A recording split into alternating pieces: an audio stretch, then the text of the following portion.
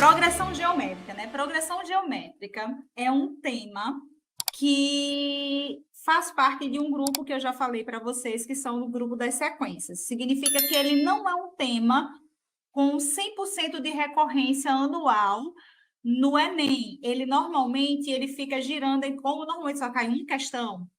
Às vezes tem exceção de cair mais de uma, mas em geral, por tipo de Enem, que eu digo assim, ou a prova digital, ou a prova. Nesse ano, não, que a digital e a regular foi a mesma prova, mas ou a prova regular ou a segunda aplicação, que é o PPL, normalmente cai uma questão por prova. Então, eles, em geral, ficam alternando.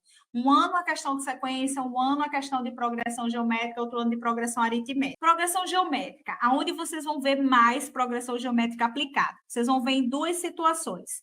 A número 1 é na parte de finanças, em matemática financeira em geral.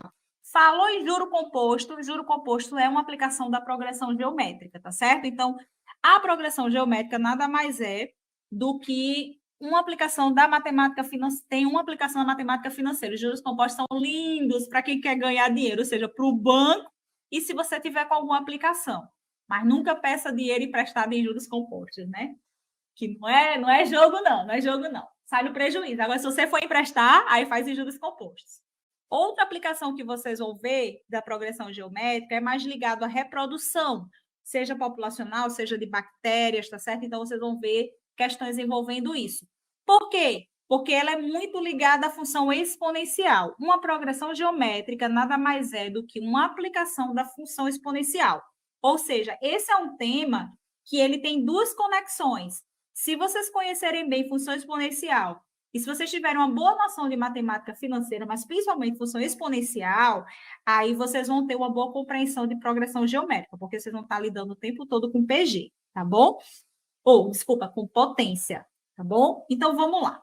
Ó, aqui é um exemplozinho básico, bem clássico, e se fosse uma questão do Enem, vocês iam resolver ou ela na visão de função exponencial ou ela na função de progressão geométrica.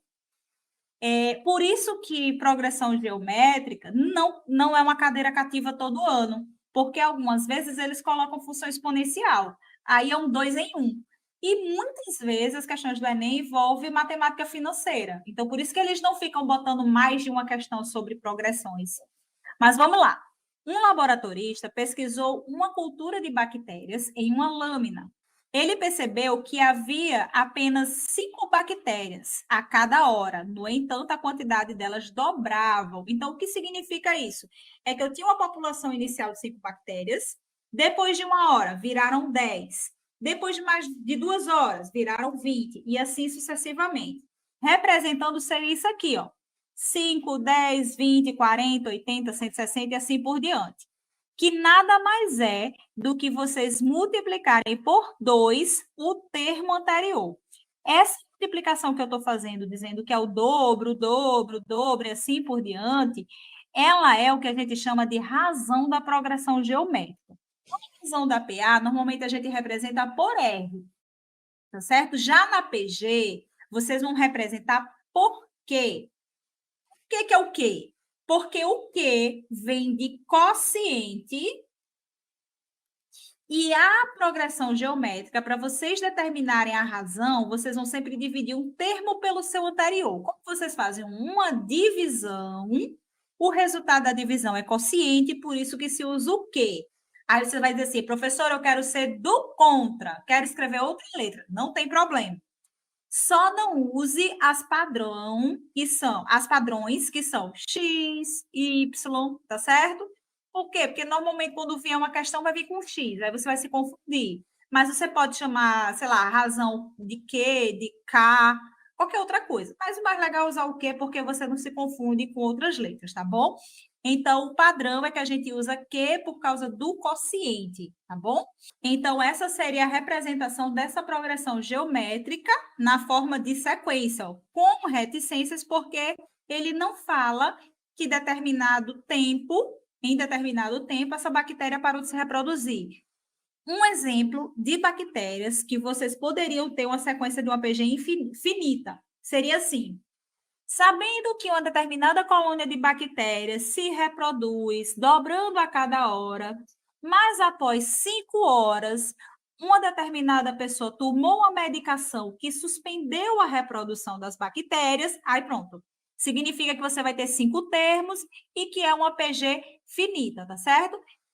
Muito cuidado com isso, porque, por exemplo, quando ele fala isso, você vai saber que é finita, por quê? Porque quando a gente fala em antibiótico, o antibiótico, ele, não sei se vocês sabem, eu acho que não sei, eu acho que o professor de biologia de vocês deve ter falado sobre isso. Ele não mata a bactéria, ele faz com que a bactéria pare de se reproduzir. Ela parando de se reproduzir, o nosso organismo, nosso sistema de defesa do organismo é que começa a trabalhar para se livrar dessas bactérias, ou seja, matar as bactérias e se livrar dela. Então, o procedimento de um antibiótico é suspender a reprodução das bactérias. Por isso que no enunciado de PG, que ele fala que a pessoa tomou o antibiótico, esse antibiótico está fazendo com que essa bactéria pare de se reproduzir, até que não fique nenhuma, porque elas também têm uma meia-vida. Vai chegar um determinado tempo que ela vai morrer. Por isso que a gente fala muito em, já estou entrando em biologia, né? A gente fala muito em bactéria resistente. Ah, não tome muito antibiótico porque você pode desenvolver uma bactéria resistente. É justamente por isso, porque tem gente que faz assim. Sentiu uma dor de dente. Eita, vou tomar um antibiótico. Às vezes nem tá com infecção. Aí, quando você toma esse antibiótico, seu organismo começa a achar que ele é como se ele já fosse uma coisa natural. Eu não sei se vocês já tomaram medicação, por exemplo, ou para alergia, ou para dor de cabeça, que chega um momento que ela não passa mais a dor de cabeça, é porque seu organismo está tão acostumado que ele não faz mais efeito. Então, quando você toma muito antibiótico, esse passo de parar a reprodução das bactérias, ele não vai fazer. Então, as bactérias continuam se reproduzindo.